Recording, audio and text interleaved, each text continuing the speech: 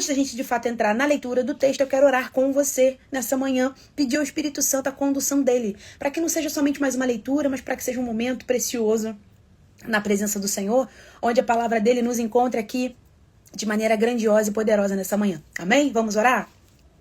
Pai, muito obrigado, eu louvo o teu nome, te agradeço por todas as coisas, por tudo que o Senhor tem feito, por tudo que o Senhor faz, por tudo que o Senhor é. Nós louvamos ao teu nome, nos rendemos na tua presença, Senhor, com gratidão nos colocamos diante de ti nessa manhã. Fala conosco, faz como tu quiseres, mas não deixe de falar, não deixe de trabalhar, não deixe de operar em nossos corações. Esse é o desejo do nosso coração, esse é o anseio do nosso coração. Nós estamos aqui porque reconhecemos a importância da tua palavra nas nossas vidas, Senhor.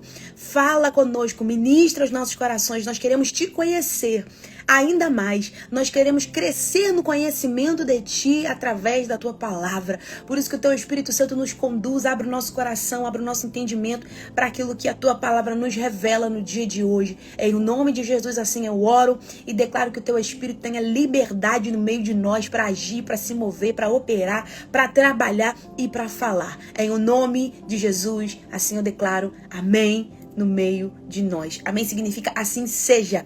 Então, toda vez que você declara amém, você está declarando assim seja. Você está confirmando, você está selando, você está ligando, né, essa oração em dizer assim seja. Amém? Então, dito isso, eu quero já entrar no texto com você. Mateus, capítulo 2. Vamos lá. Bom dia, Mari. Bom dia, Érica. Bom dia, meninas. Mateus, capítulo 2. Eu vou ler e vou fazendo alguns comentários aqui com você. Eu sei que a gente já leu uma parte ontem, mas vale a pena a gente reler aqui para pegar o contexto, né? Porque todo esse capítulo 2 trata-se de uma sequência de acontecimentos ali dentro de um mesmo cenário. Então é importante a gente começar do versículo 1, né? Tradicionalmente, como a gente faz aqui, começar do versículo 1 dentro desse capítulo 2. Bom dia, Lídia. Muito bom dia a cada uma de vocês que está chegando aí. Vamos lá? Vamos para essa leitura? Mateus, capítulo 2, versículo 1 diz o seguinte. Vou acompanhar aqui. Peraí, deixa eu ajeitar aqui um pouquinho. Vou acompanhar aqui na minha Bíblia. Ó. Jesus nasceu na cidade de Belém, na região da Judéia, quando Herodes era rei da terra de Israel. Nesse tempo, alguns homens que estudavam as estrelas vieram do Oriente e chegaram a Jerusalém. Então, lembra daquela promessa de Deus feita a Maria? O anjo chega para Maria, o anjo chega para José e diz, José, não tema, porque Maria está grávida e está grávida pelo Espírito Santo. E toda essa promessa, ela se cumpre no capítulo 2. No capítulo 2, Jesus já havia nascido, de fato, né? E dentro desse cenário do capítulo 2, tem-se aqui Jesus, né? Sua família, Maria, José e Jesus. E aqui a gente também tem um outro personagem, outros dois personagens. O primeiro deles é o rei Herodes. Então, na época que Jesus nasceu, havia um rei governando.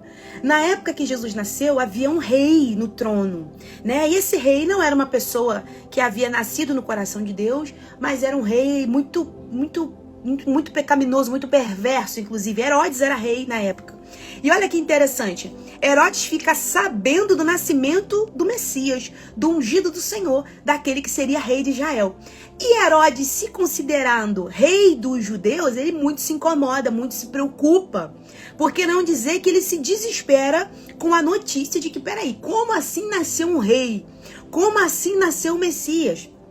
Então Herodes fica sabendo disso, né? Na época do nascimento de Jesus, Herodes era rei.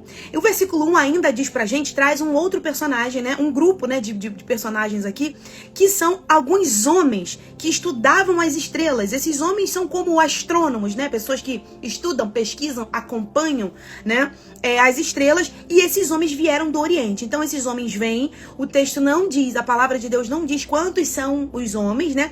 Muito se ouve por aí que eram 3 magos vindos do Oriente, mas o texto não diz que são 3.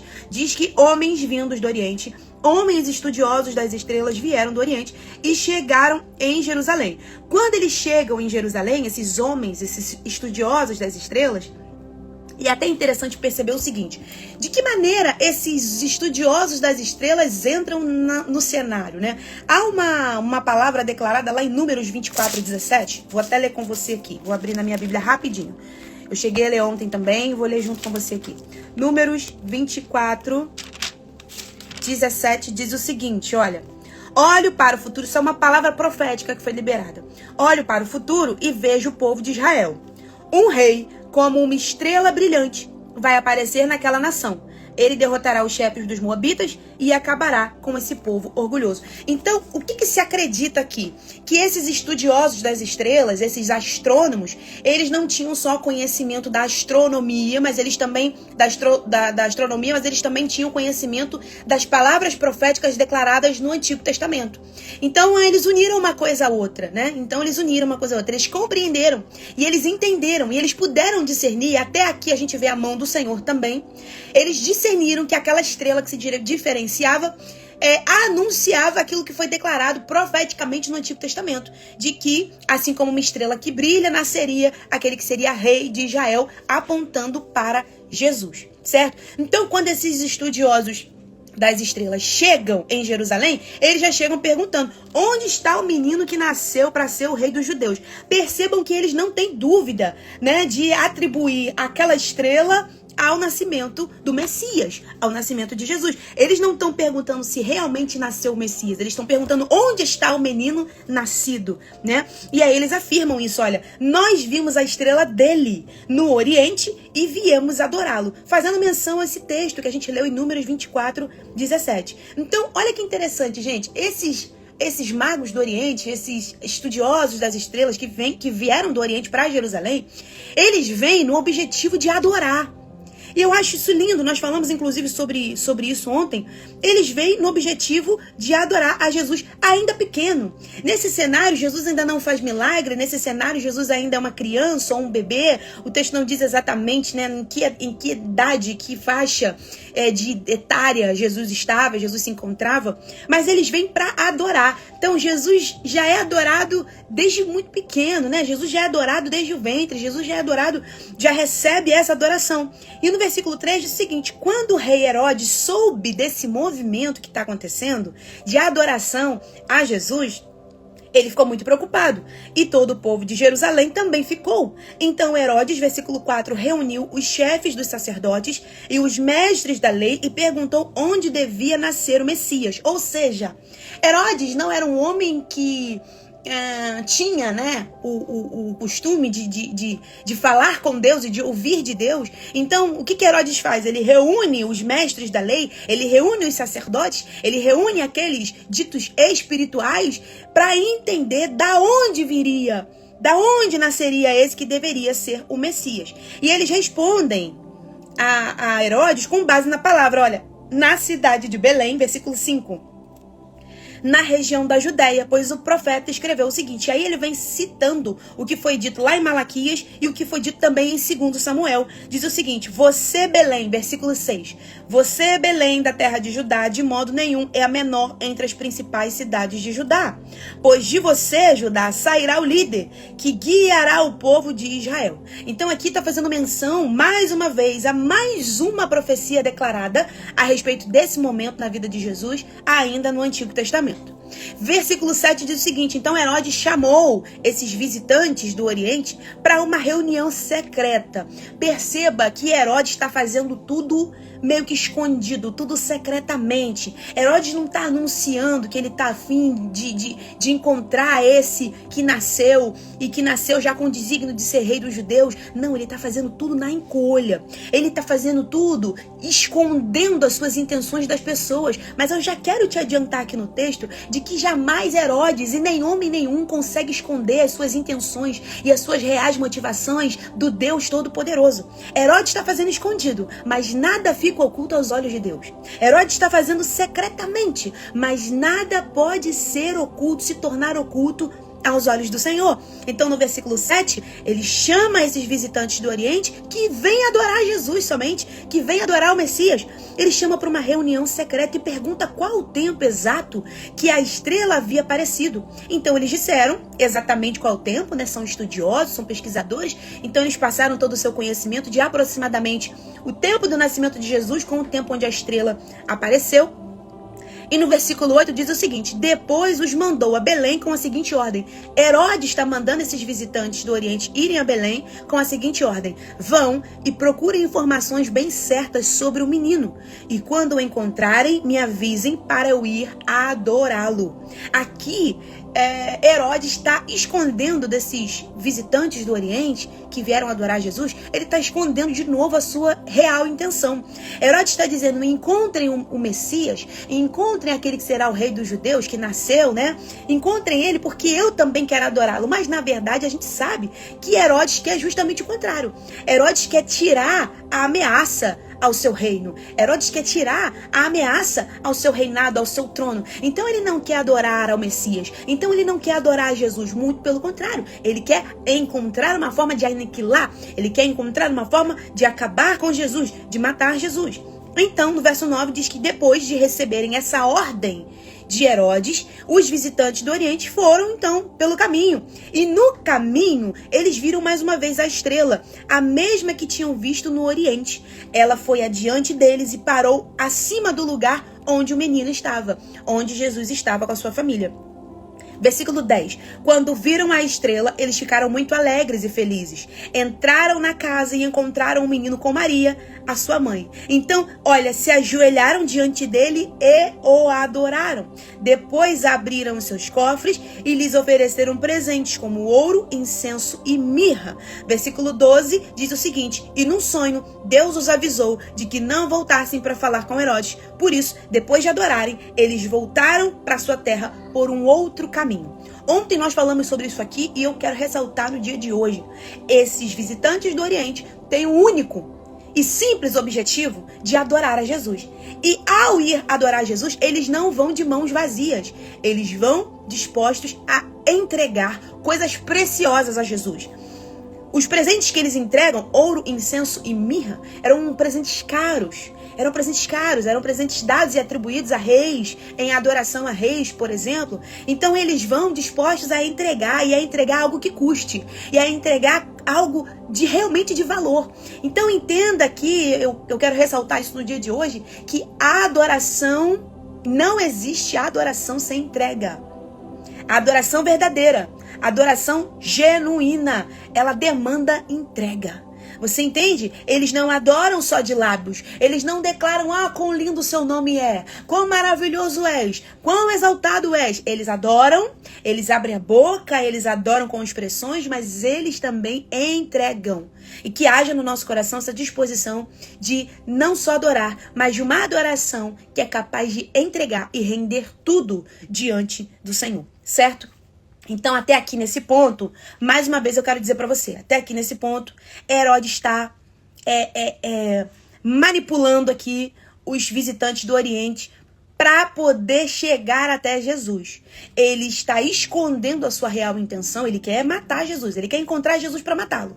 Ele está escondendo das pessoas, dos visitantes do Oriente, dos mestres da lei, dos sacerdotes, ele está escondendo a sua intenção dessas pessoas, mas ele jamais poderia esconder a sua intenção do Deus Todo-Poderoso.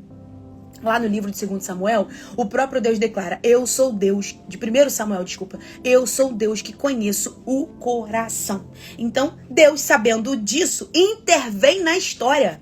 Então, depois que esses magos adoram a Jesus, Deus vem, aparece num sonho para eles e diz o seguinte, ordena: não voltem pelo mesmo caminho, voltem por outro caminho, pois não voltem para falar com Herodes, pois voltem por um outro caminho. Então você perceba que esse movimento que está acontecendo aqui foi uma história real, verídica, mas esse movimento, esse capítulo 2, ele também tipifica um tipo de guerra, um tipo de batalha espiritual, daquelas que a gente não vê. Você tá entendendo que nem Maria, nem José, nem os magos do Oriente, os estudiosos que vieram do Oriente, nem os sacerdotes, nem os mestres da lei, todos os que foram citados até aqui, nenhum deles tinha conhecimento real da intenção de Herodes. Nenhum deles tinha conhecimento real da a armadilha que Herodes estava montando para Jesus? Você consegue entender que isso aqui também tipifica um tipo de guerra daquelas que a gente não vê a ameaça, daquelas que a gente não vê, mas quando disponibilizamos os nossos ouvidos para ouvir a voz do Senhor, a gente consegue ter livramento no meio da batalha. Por quê? Porque nada está oculto aos olhos do Senhor e Ele é o Deus que intervém na história. Você está entendendo? É o Deus que está intervindo, é o Deus que está conduzindo, é o Deus que está conduzindo todas as coisas. É um Deus que, de modo muito claro, nesse capítulo 2, tem o controle de todas as coisas e demonstra isso, que o controle é do Senhor, que o controle está nas mãos do Senhor. E eu não posso deixar de ser boca de Deus para a sua vida, na sua vida nessa manhã, e declarar isso no seu coração. De que Deus é o Deus do controle. Ele tem o controle da sua história. E a respeito daquilo que você nem vê, a respeito de livramentos que você nem sabe, a respeito de livramentos que você nem teve conhecimento, saiba que Deus intervém na história. Saiba que Deus intervém na sua história. Você está aqui comigo hoje, ouvindo essa palavra, e nesse momento, talvez Deus esteja te livrando de pessoas mal e mais intencionadas, das quais você não tem nem ideia da intenção, das quais você não tem nem ideia da motivação, e nem precisa ter. Por quê? Você precisa ter um Deus todo-poderoso que te guarda, que te livra, que dirige a sua vida, que guia os teus passos, que diz vai, que diz fica, que diz agora é hora de ir, agora é hora de voltar. Você entende que esse capítulo 2 está tipificando um tipo de guerra da qual a gente vence, na obediência pura e plena, na sensibilidade de ouvir a voz de Deus e obedecer sem entender, sem questionar. Até porque, olha o que vai acontecer agora nesse texto. Versículo 13. Depois que os visitantes do Oriente foram embora, cumpriram seu objetivo, adoraram Jesus, entregaram seus presentes, eles vão embora. Um anjo do Senhor aparece num sonho a José.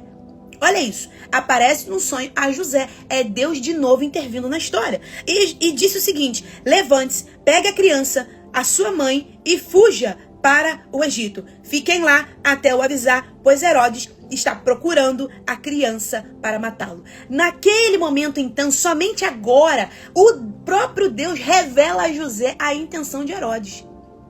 Você está entendendo isso? O próprio Deus está revelando para José a intenção de Herodes. E o texto diz que então José se levantou no meio da noite, de madrugada, pegou a criança, pegou Maria e fugiu para o Egito. Gente, o texto não relata que José questionou, que José, peraí Deus, deixa eu confirmar, peraí, será que... Não, de novo, José nos traz aqui uma lição sobre uma capacidade de ouvir a voz de Deus e tão somente obedecer, e tão somente corresponder, sabe? Eu vejo José como um homem também agraciado nessa capacidade de ouvir a voz de Deus, de discernir a voz de Deus e de obedecer, mesmo sem entender, gente. Porque vamos pensar comigo aqui, se Herodes, sendo um rei poderoso, cheio de influência como era, se ele realmente estivesse disposto a encontrar Jesus e a matá-lo, José poderia estar com Jesus no Egito ou em qualquer outro lugar, que em algum momento ele seria encontrado por Herodes. Mas José está confiando no movimento que Deus está fazendo na história, gente. José está confiando no movimento que Deus está fazendo aqui. Versículo 14, ele se levanta no meio da noite, pega a criança, pega a Maria e foge para o Egito. Você está entendendo? José estava tranquilão na sua casa, com a sua família, curtindo. E aí agora ele tem que sair fugido.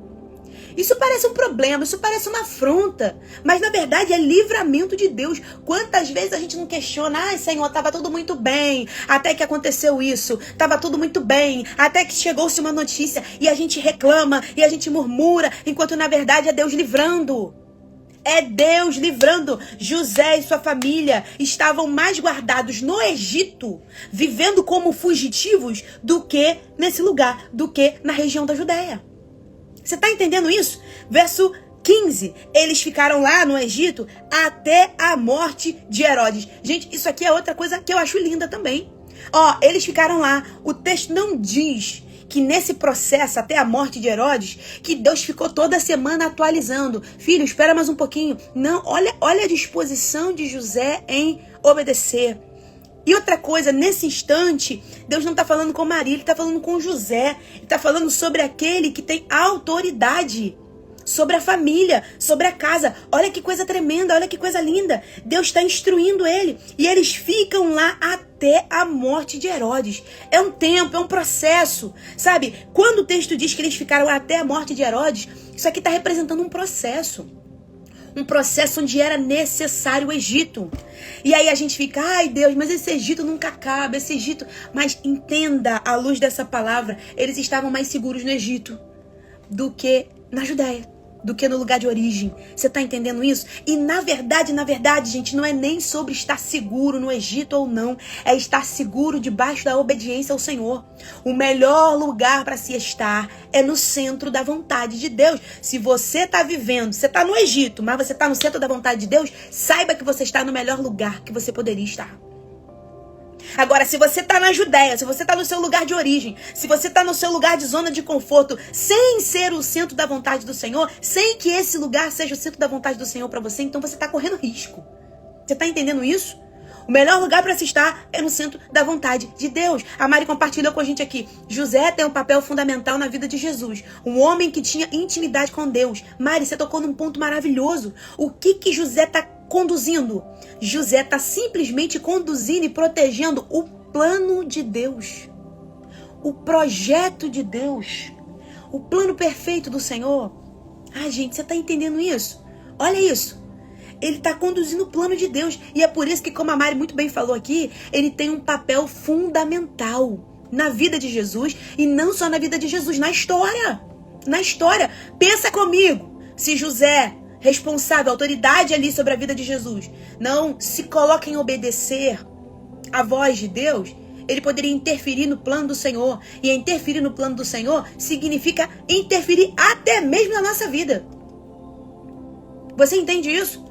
Você consegue entender com isso, inclusive, que a minha obediência, ela não é exatamente ou somente sobre mim? Você consegue entender que a minha obediência, a sua obediência, ela alcança outros? De alguma forma ela toca outros? De alguma forma ela também se manifesta em outros? Você consegue entender a responsabilidade da gente se colocar? Você consegue entender a responsabilidade que nós como igreja precisamos assumir diante do Senhor, em sermos homens e mulheres que, Senhor, eu quero ouvir tua voz e obedecer. Não importa se a tua voz está me mandando fugir para o Egito, não importa se a tua voz está me mandando ir para um outro lugar, não importa se a tua voz está me mandando ir para uma terra estrangeira, uma terra de limitação, não importa, mas eu assumo a responsabilidade de ouvir a sua voz e obedecer. Isso, essa bênção da obediência, ela não para só em você, mas ela continua através de você. Obedecer nesse papel aqui, nesse caso aqui de José, foi fundamental.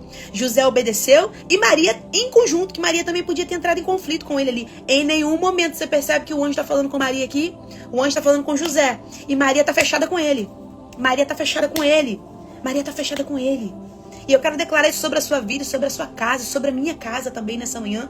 Como boca de Deus, eu quero declarar isso sobre as nossas vidas. Uma das experiências mais lindas, fortes e tremendas que eu experimentei na minha vida e tenho experimentado a cada dia é poder caminhar na obra do Senhor em alinhamento com o meu esposo. Gente, isso é uma das experiências mais lindas e poderosas. O que a gente está vendo aqui nesse texto é um alinhamento. Um alinhamento espiritual. Maria está fechada com José e José está fechado com Deus. Isso aqui, gente, se torna-se uma aliança inabalável. Você está entendendo isso? E eu quero declarar sobre a sua vida que assim será. Deus te dará graça. Se você tem vivido isso, então você vai se prepare para viver coisas ainda mais grandiosas na presença do Senhor, em família. Mas se você não tem vivido isso, eu declaro em nome de Jesus que você viverá esse nível de alinhamento dentro da família, dentro da casa, onde cada um cumpre o seu papel, e Deus abençoa, e Deus derrama a bênção, e Deus dá direção, e Deus dá comando, e Deus derrama da sua glória. Em nome de Jesus eu declaro sobre a sua vida, e quem crê, toma posse aí comigo. Então, gente, no versículo 15, eles ficam lá até a morte de Herodes. Isso aconteceu para se cumprir o que o Senhor tinha dito por meio do profeta. Eu chamei o meu filho que estava na terra do Egito. Essa profecia aqui, que diz, eu chamei o meu filho que estava na terra do Egito, está lá em Oséias, capítulo 11, versículo 1, depois você pode conferir lá. Perceba também, a gente já está chegando na reta final desse texto, perceba também, gente, que aqui já tem, 1, 2, 3, 4, 5, e a gente vai para a sexta já agora, aproximadamente 6 a 7 menções de palavras profetizadas e declaradas pelos profetas de Deus no Antigo Testamento que estão se cumprindo aqui. E eu não posso passar por isso como se esse fato no capítulo 2 aqui fosse algo normal e comum. Porque isso representa muito a respeito do nosso Deus. Aquilo que Deus diz, Ele cumpre. E eu quero declarar essa palavra aí. E ao modelo da Lídia, que eu acho que tá aí, acho que a Lídia tá por aí, se você puder, anote isso, gente. Esse texto bíblico que diz: passarão céus e terras, mas as palavras do Senhor jamais passarão. Nos dias difíceis, nos dias de Egito, no dia que você obedece à voz de Deus, você tá lá no Egito e Herodes ainda tá vivo, ainda tá procurando você, ainda tá atrás de você. Se lembrar de que as palavras do Senhor passarão céus e terra, passarão reis, virão reis, entrarão governos, sairão governos, mas as palavras do Senhor jamais passarão. Isso faz toda a diferença na nossa vida. Lídia colocou: tô aqui, eu sei que você tá aí. Faz toda a diferença na nossa vida, amém? Então aqui a gente tem aproximadamente 6 menções de Deus cumprindo só nesse capítulo 2 palavras do próprio Deus que foram declaradas no Antigo Testamento através dos profetas. A gente tem aqui vários profetas: Malaquias, a gente tem profetas como Oséias, a gente tem profeta Jeremias, que vamos ler agora a partir do versículo 16. Então Deus é o Deus que cumpre as suas palavras. Passarão céus e terras, mas as palavras do Senhor jamais passarão. Certo? Versículo 16, vamos voltar para o texto. Quando Herodes viu que os visitantes do Oriente haviam o enganado, ele ficou com muita raiva. E olha o que ele resolve fazer, gente. Olha o coração desse homem. Ele ficou com muita raiva e mandou matar em Belém e nas suas vizinhanças todos os meninos de menos de 2 anos. Ele fez isso de acordo com a informação que havia recebido dos visitantes do Oriente a respeito do tempo que a estrela associada a Jesus, ao Messias, havia aparecido. Versículo 17 diz o seguinte: assim, mais uma vez, olha, se cumpriu o que o profeta Jeremias tinha dito. Ouviu-se um som em Ramá, o som de um choro amargo. Era Raquel chorando pelos seus filhos. Ela não quis ser consolada, pois todos estavam mortos. Olha o que Herodes vai estabelecer aqui. No meio da sua frustração, porque os seus planos foram frustrados, ele achou que usaria as informações dos magos do Oriente, mas ele não contava com o Deus de José. Ele não contava com o Deus que intervém na história. Ele não contava com o Deus que tem todo o controle. Você está entendendo isso? Você está entendendo isso? Parece que o inimigo está no controle até que Deus intervenha na história. Então, o que ele resolve fazer, esse homem mau? Ele resolve matar naquela cidade e nas cidades vizinhas todos os meninos. Matar em Belém e nas regiões vizinhas todos os meninos de 2 anos, de menos de 2 anos, né? E aí, imagina que houve, né, uma grande, de fato, literalmente, uma grande matança, uma grande tristeza no meio desse povo. Versículo 19. Depois que Herodes morreu, o anjo do Senhor apareceu num sonho a José. Olha isso, gente. Ó o processo. Depois que Herodes morreu, Herodes fez, Herodes mandou matar, Herodes planejou, Herodes morre. Depois dessas coisas, olha o processo. Não foge do processo, gente. Não foge do processo. Deus não é menino para mandar você ir para um Egito e ficar lá e esquecer você lá. Não, lembre-se, um lugar mais seguro para se estar é no centro da vontade de Deus. Dani, mas está demorando. Dani, mas já tem 10 anos. Dani, mas já tem 5 anos. Dani, mas já tem 15 anos. Você está mais segura no centro da vontade do Senhor do que em qualquer outro lugar. Passadas essas coisas, o anjo do Senhor aparece num sonho a José no Egito, lá, Deus. Versículo 20 disse: levante-se, pegue a criança e sua mãe e volte para a terra de Israel. É como se Deus estivesse dizendo para José: ei, José, chegou a hora. Vamos lá, chegou a hora. Pois as pessoas que queriam matar o menino já morreram. Olha isso. Olha o Deus que cuida, olha o Deus que zela, olha o Deus que intervém na história. Então José se levantou, versículo 21, pegou a criança e a sua mãe e voltou para a terra de Israel. Mas quando ficou sabendo que Arquilau, filho de Herodes, estava governando a Judéia no lugar do seu pai, ele teve medo, ele teve receio. Talvez José pensou assim: se esse homem era muito mau, Herodes, há uma grande possibilidade do seu filho também ter o mesmo governo, né? Um governo mau, um governo perverso. Então José teme, fica com medo. E depois de receber num sonho mais instruções, José foi para a região da Galileia. Ou seja, José está disposto a obedecer, mas sente medo. Isso aqui fala muito da humanidade, né? De José, que é muito semelhante à nossa. Quando eu falo de uma disposição para obedecer a voz de Deus, eu não estou ignorando o medo, eu não estou ignorando a incerteza, nem nada disso. Mas é apesar disso, do medo, da incerteza e de todas as outras coisas que eu e você poderíamos listar aqui, ainda assim estamos firmes na decisão de obedecer ao Senhor. Porque esse é o melhor lugar para se estar. Então, José recebe algumas instruções em sonho novamente e então vai para a região da Galileia. Fica morando numa cidade chamada Nazaré. E isso também acontece para se cumprir o que os profetas tinham dito. O Messias será chamado o Nazareno. Então, essa profecia, ela foi liberada também no Antigo Testamento e Deus está cumprindo aqui. Então, o que a gente entende? Finalizamos essa leitura do capítulo 2, um texto muito rico, um texto muito poderoso mesmo em aplicação para a nossa vida. E o que eu quero frisar aqui com você, das muitas coisas que a gente poderia tirar proveito nesse texto a fim de aplicar na nossa vida hoje. Mas das muitas coisas aqui, tem duas que eu quero ressaltar com você.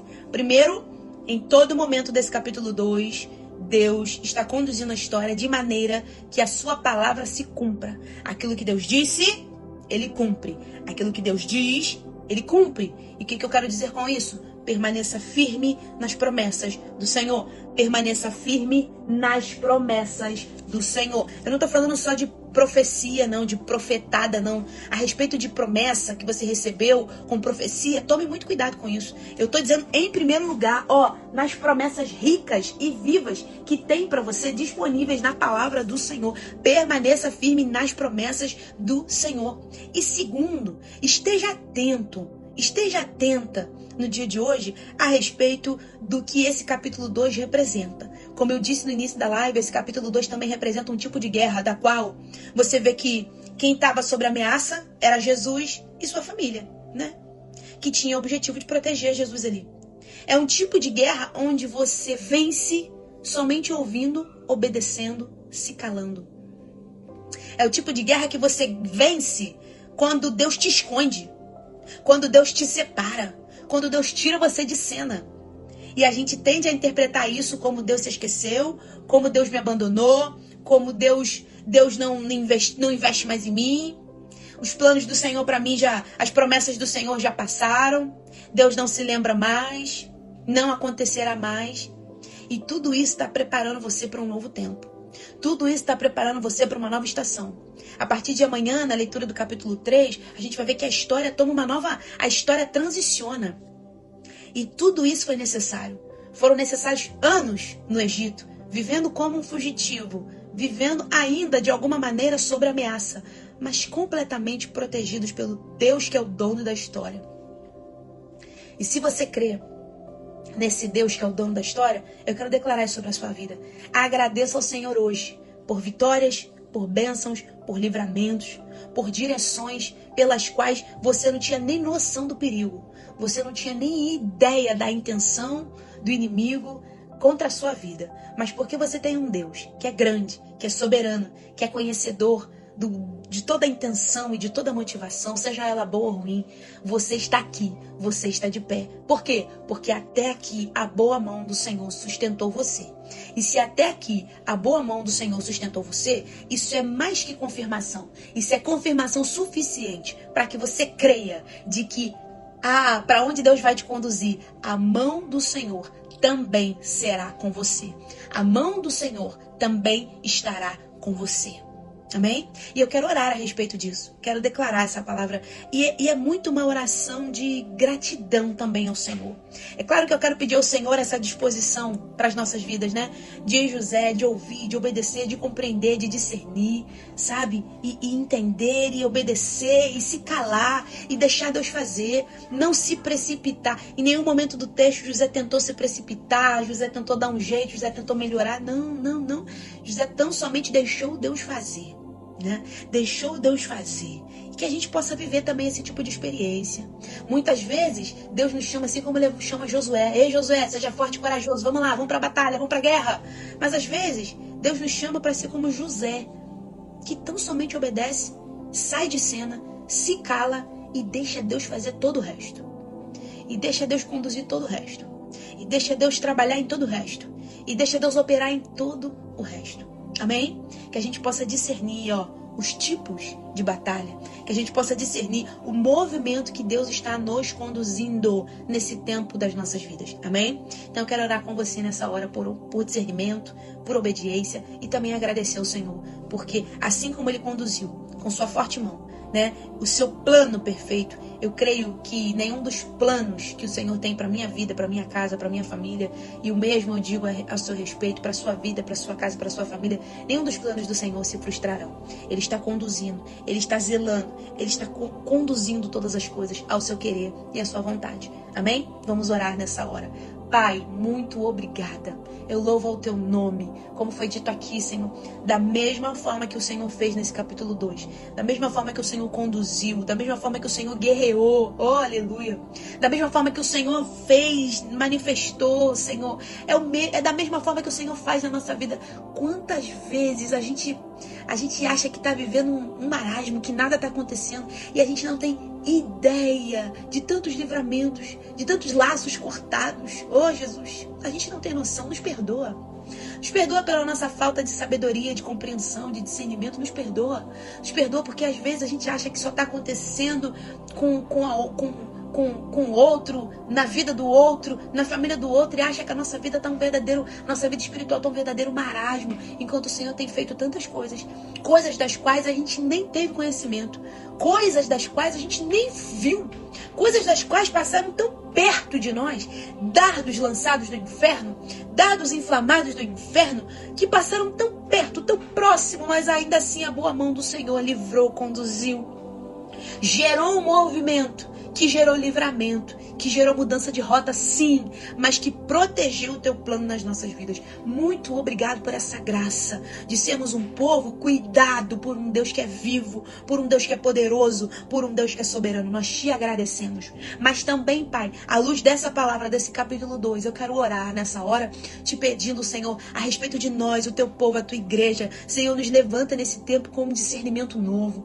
com um discernimento fresco, para discernir, para ouvir tua voz. Nos dê capacidade de ouvir a tua voz, Senhor. Nos dê capacidade de, ao ouvir a tua voz, entender. E ao ouvir a tua voz e entender, sejamos capazes de obedecer, de corresponder a ti, Senhor. De corresponder ao Senhor em obediência. Ah, Senhor, porque a tua maneira de agir não é como a nossa. Nós já aprendemos isso aqui. A tua maneira de agir é diferente da nossa. Quantas não são as vezes que o Senhor nos tira de cena? Quantas não são as vezes que o Senhor nos tira de lugares e ambientes, de laços, Senhor, e a gente reclama, a gente murmura. Ah, Senhor, mas é livramento, é bênção para a nossa vida, é transicionamento. E eu quero louvar o Senhor por isso, mas também quero te pedir, nos ajuda, Senhor, a discernir espiritualmente, nos ajuda a compreender que não é na força do nosso braço, mas é na graça do Deus que conduz a nossa história que nós vamos vencer muitas vezes, Senhor. Muitas vezes, como eu disse aqui, o Senhor vai nos chamar como Josué. Ei, levante, seja forte, corajoso. Mas em outras o Senhor nos chama como José. Ei, me obedeça, vai para o Egito, vai fugindo mesmo e deixa que eu cuido, deixa que eu livro, deixa que eu trabalho, deixa que eu convenço, deixa que eu mudo, deixa que eu limpo. Oh, Jesus, deixa que eu transformo, deixa que eu curo. Ah, Senhor, nós só temos a te agradecer, nós só temos a te louvar. Ser conosco nessa manhã, que essa semente da tua palavra não morra nos nossos corações, mas que ela seja regada com fé no dia de hoje, nessa semana, a fim de que cresça e que dê frutos para a glória do teu nome. Assim eu oro e já te agradeço no poderoso nome de Jesus e declaro amém, assim seja no meio de nós. Amém, gente? Glória a Deus por isso. Que palavra tremenda. Eu sei que o nosso tempo aqui é um pouco curto. Tem coisas aqui que a gente ainda passa numa velocidade que eu fico, ai, como eu queria esmiuçar exatamente detalhe por detalhe da palavra. Mas o que eu quero te propor aqui é justamente isso. Deus nos deu uma direção nessa palavra. Deus falou conosco nessa leitura devocional. Mas muito mais o Espírito de Deus tem a ministrar, a te entregar, que a revelar no seu coração nesse dia. Então eu sei que você já teve um momento com a palavra, mas se você realmente ainda tem lenha para queimar, se você realmente tem fome e sede de Deus, dedique em meditar nessa palavra durante esse dia. Se for o caso, tire mais um tempo e leia. Leia de novo, leia mais 2 vezes esse texto. Ore, declare, abra teu coração e o teu entendimento para aquilo que o Espírito Santo ainda quer e pode revelar ao teu coração através da palavra dele. Amém? Que esse momento aqui de devocional seja uma ativação para aquilo que eu creio que você pode viver espiritualmente em Deus e através da palavra dele. Amém? Então, eu vou liberar essa live ainda agora. Compartilhe com outras pessoas a mensagem da palavra de Deus. Nosso papel é esse. Essa é a sua parte nesse processo, em compartilhar. E amanhã a gente está aqui para a leitura do capítulo 3, onde a gente já entra numa nova estação, falando sobre João Batista, que é aquele que está preparando o caminho para Jesus entrar em cena ainda nesse capítulo 3. Amém? Então, que Deus te abençoe de maneira poderosa. Eu louvo a Deus pela sua vida. Você que ficou até o final, firme no Senhor. E convide outras pessoas, outras mulheres para estarmos aqui amanhã, nesse movimento tão lindo na palavra de Deus. A gente vai começar a ver um movimento de Jesus se preparando agora para iniciar o seu ministério. Então, a gente vai ver aqui textos com ainda mais profundidade e revelação da palavra. Então não perca, seja parte desse movimento e também convide outras pessoas para estarem aqui junto conosco e serem abençoadas pela palavra do Senhor. Amém? Beijo no seu coração, que Deus te abençoe. Hoje deu tudo certo para a glória de Deus e amanhã a gente tá aqui, tá? Vou liberar essa live ainda agora e conto com você para compartilhar o máximo que você puder e alcançar o máximo de pessoas que você puder com a palavra do Senhor. Amém? Beijo grande, gente. Te espero amanhã 8h30. Tchau.